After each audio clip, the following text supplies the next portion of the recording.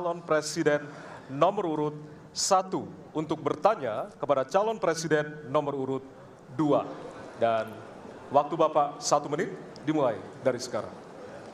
Terima kasih.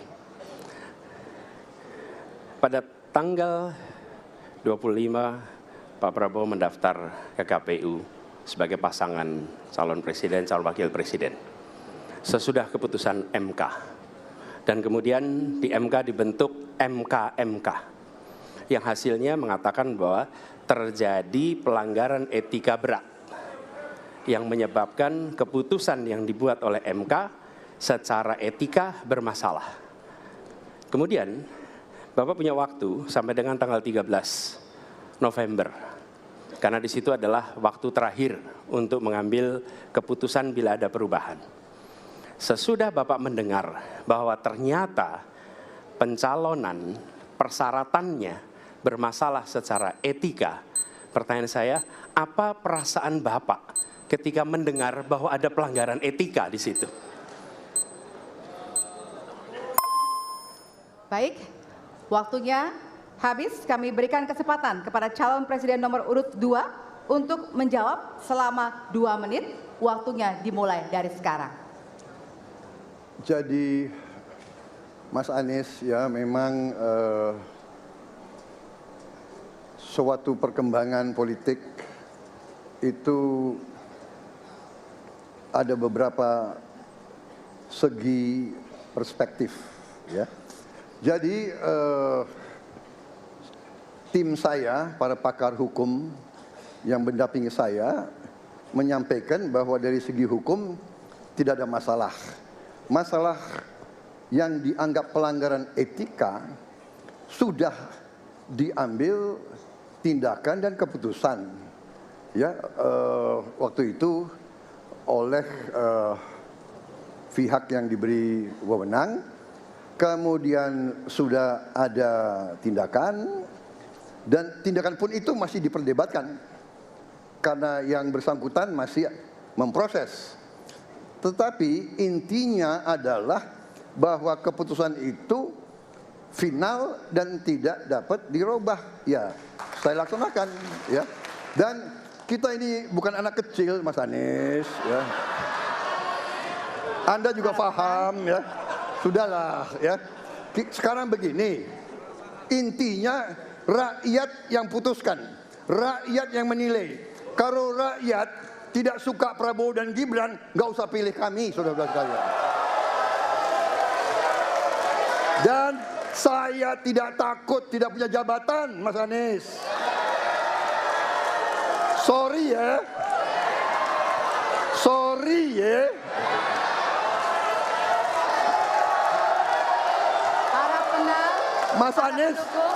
Mas Anies, saya tidak punya apa-apa. Saya sudah siap mati untuk negara ini. Baik. Waktu Anda habis, Bapak, dan selanjutnya kami persilakan kepada calon presiden nomor urut 1 untuk menanggapi jawaban dari calon presiden nomor urut 2. Waktu Bapak 1 menit. Dimulai dari sekarang. Fenomena ordal ini menyebalkan. Di seluruh Indonesia kita menghadapi fenomena ordal. Mau ikut kesebelasan ada ordalnya. Mau masuk jadi guru ordal. Mau daftar sekolah ada ordal. Mau dapat tiket untuk konser ada ordal. Ada ordal di mana-mana yang membuat meritokratik nggak berjalan. Yang membuat etika luntur. Dan ketika fenomena ordal itu bukan hanya di masyarakat, tapi di proses yang paling puncak terjadi ordal, maka rakyat kebanyakan, dan ini saya rasakan beberapa waktu yang lalu, beberapa orang guru berjumpa dengan saya dan mereka mengatakan, Pak, di tempat kami pengangkatan guru-guru itu mendasarkan ordal. Kalau tidak ada ordal, nggak bisa jadi guru, nggak bisa diangkat. Lalu apa jawabannya? Atasan saya bilang, wong yang di Jakarta aja pakai ordal, kenapa kita di bawah tidak boleh pakai ordal? Negeri ini rusak apabila tatanan Waktunya itu hilang. Habis. Ya. Sekarang kami berikan kesempatan kepada calon presiden nomor urut 2 untuk menanggapi tanggapan dari calon presiden nomor urut 1. Waktunya 1 menit dari sekarang. Mas Anies, Dalam demokrasi, kekuasaan tertinggi ada di rakyat. Hakim yang tertinggi adalah rakyat. Tanggal 14 Februari, rakyat yang akan mengambil keputusan. Kalau kami tidak benar, salah, berkhianat, rakyat yang akan menghukum kami. Waktu masih ada, Bapak? Sudah cukup? Baik, terima kasih. Harap tenang hadirin, kita akan lanjutkan. Ya, kita akan lanjutkan. Dan untuk kesempatan ini kami berikan kepada calon presiden nomor urut 2 untuk bertanya kepada calon presiden nomor urut 3. Dan waktu Bapak 1 menit dimulai dari sekarang. Mas Ganjar punya pengalaman sebagai gubernur. Saya ingin bertanya bagaimana pemikiran Bapak untuk mengatasi pengangguran yang masih banyak, terutama lulusan-lulusan sekolah dan sarjana yang belum tertampung. Mungkin pengalaman Bapak bisa Bapak memberi suatu pencerahan kepada kami. Terima kasih. Waktunya masih ada, Bapak ada yang ingin ditambahkan? Baik, cukup. Oke. Selanjutnya kami berikan kesempatan kepada calon presiden nomor urut 3 untuk menjawab selama 2 menit. Waktunya dimulai dari sekarang. Terima kasih Pak Prabowo. Isu ini sangat kontekstual dan saya kira dari pertanyaan masyarakat begitu sulitnya mendapatkan pekerjaan. Ada beberapa poin Pak. Yang pertama adalah membuka ruang investasi yang cukup besar dengan cara memastikan penegakan hukumnya bisa berjalan baik, kepastian hukumnya berjalan dengan baik, transparan, akuntabel, mudah, murah, cepat dalam sebuah layanan. Tanpa itu dilakukan, mereka akan minggat dan mereka akan pergi, tidak mau datang. Yang kedua, ketika mereka datang, sudah masuk berinvestasi katakan, pusat-pusat pertumbuhan sudah diberikan kepada mereka oleh pemerintah dengan fasilitasi kawasan industri umpama, insentif pajak umpama, kemudahan perizinan, ease of doing business umpama, maka ketika kemudian itu sudah berjalan, Pak, yang mesti disiapkan adalah SDM. Ketangguhan SDM untuk menjemput itulah yang kita siapkan. Apa itu? Sekolah vokasi, nggak ada yang lain. Dan kemudian SDM inilah yang kita bisa pastikan bahwa mereka sampai dengan 12 tahun mesti sekolah dan gratis. Inilah yang kemudian bisa kita dorong untuk kemudian mereka bisa naik. Ada juga tindakan afirmasi sekaligus untuk menurunkan kemiskinan adalah setiap satu keluarga miskin kita kasih kesempatan satu anaknya sampai ke perguruan tinggi. Karena itulah yang akan membongkar dan kemudian memberikan ruang pekerjaan yang jauh lebih banyak kepada mereka. Maka peran-peran inilah yang mesti kita dorong. Kawasan industri Kendal sudah bekerja sama dengan 100-an lebih sekolah vokasi. Kawasan industri di Batang sedang kita siapkan, bahkan kita bangunkan sekolah. Kerjasama antara pusat, provinsi, kabupaten menjadi begitu penting untuk memfasilitasi itu dan kemudian tugas kita mensosialisasikan untuk mereka bisa terlibat di dalamnya. Baik. Ya, waktu Anda habis Bapak dan kami persilakan kepada calon presiden nomor urut 2 untuk menanggapi jawaban dari calon presiden nomor urut 3. Waktu Bapak 1 menit.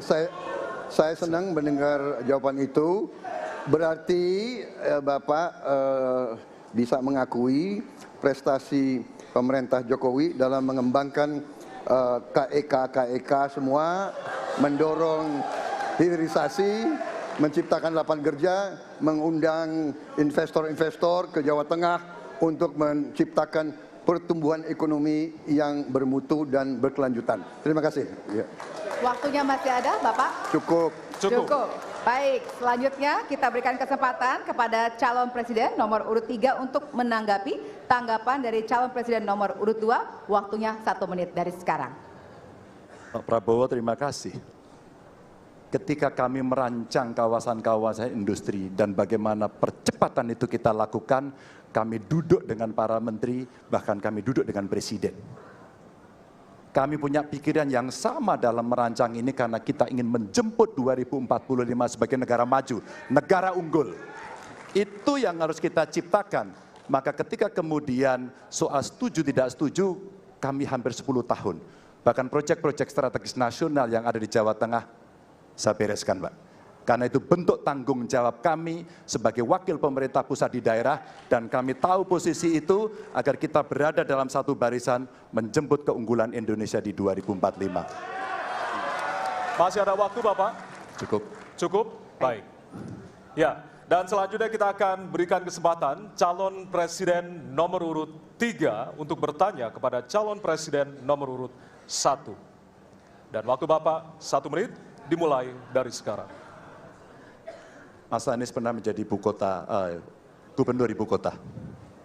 Dan hari ini menjadi isu publik, saya barusan dari IKN. Mas Anies, dengan berbagai kondisi yang ada di Jakarta, traffic jam, orang bermigrasi, bagaimana polusi yang terjadi, saya ingin dapat statement yang clear dari Mas Anies. Apa pendapat Mas Anies ketika kemudian Indonesia sentris itu ingin dibangun, mimpi besar anak bangsa sejak presiden sebelumnya ingin dibangun untuk memindahkan ibu kota dari Jakarta ke IKN. Silakan.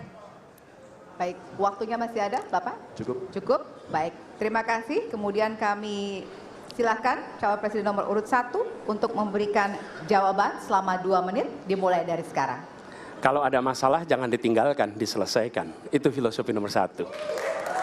Jadi ketika di Jakarta menghadapi masalah, maka masalah lingkungan hidup, masalah lalu lintas, kepadatan penduduk, ini harus diselesaikan. Ditinggalkan tidak kemudian membuat otomatis selesai. Justru ini yang harus dibereskan.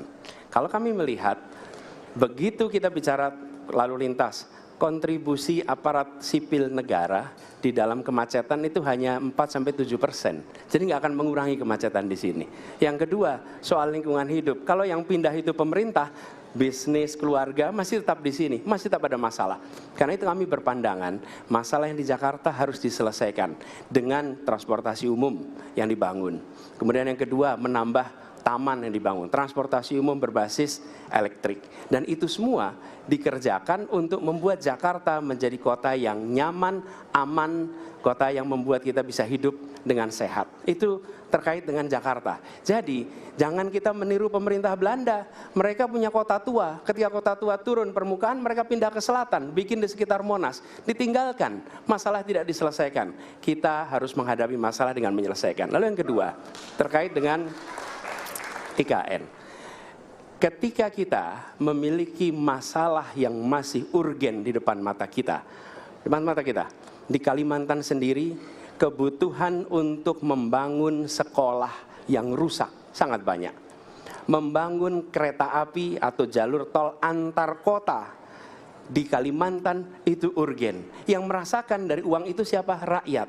Sementara yang kita kerjakan hanya membangun tempat untuk aparat sipil negara bekerja, bukan untuk rakyat dan bukan pusat perekonomian. Baik.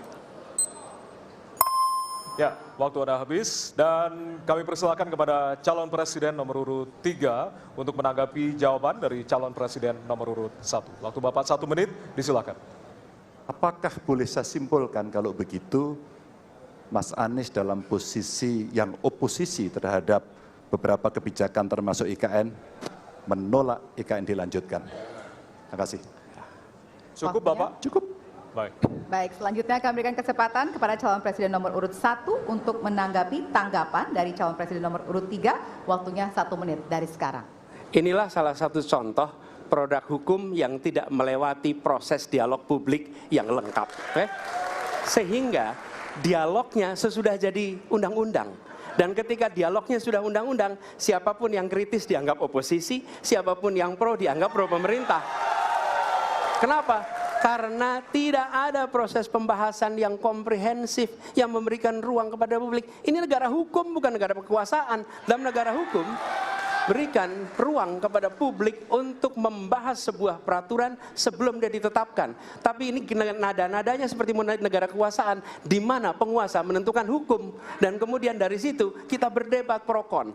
Kami melihat ada kebutuhan-kebutuhan urgen yang dibangun untuk rakyat.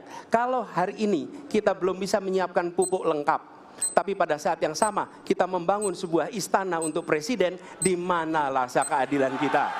Oke? Waktunya sudah habis. Ya, dan kami masih ada satu segmen lagi. Untuk itu kami persilakan kepada bapak-bapak untuk kembali ke tempat duduk masing-masing. Masih ada satu segmen lagi untuk bertanya dan juga saling menanggapi. Kami persilakan bapak-bapak untuk kembali ke tempat.